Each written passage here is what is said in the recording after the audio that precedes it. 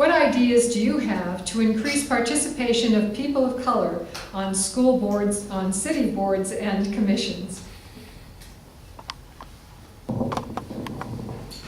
Certainly, it was a great idea to change the way we elected our school board members from an at-large. Was that the question? I misspoke.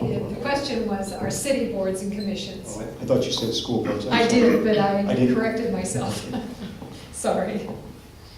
I think rather than having a small group of people actually select who's on these boards and commissions, there should be an independent group that does that. So for example, and I understand this comes with the territory, I would change it, however. Mr. Gardner has a lot of say in terms of who's on the boards and commissions from Ward 1. That's his ward, I understand it, those are the current rules.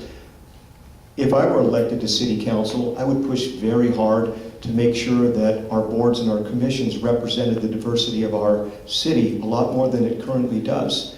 So what that means is you've got to come up with a different way to do that. We tend to pick who's like us. So what we need to do is we need to have maybe some different people doing the picking. Mr. Gardner.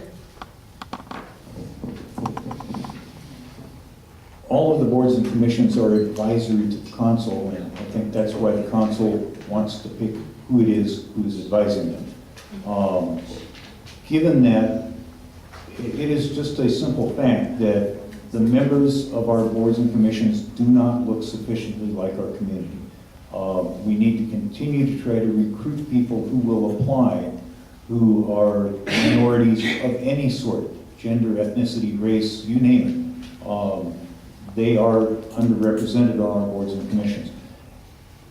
And we also need to try to mentor people and individually encourage people to apply for boards and commissions. I just did that with a young lady who I appointed to, or helped get appointed to, the Utilities Board, much to the dismay of a predecessor of mine on the City Council who is still mad at me over there.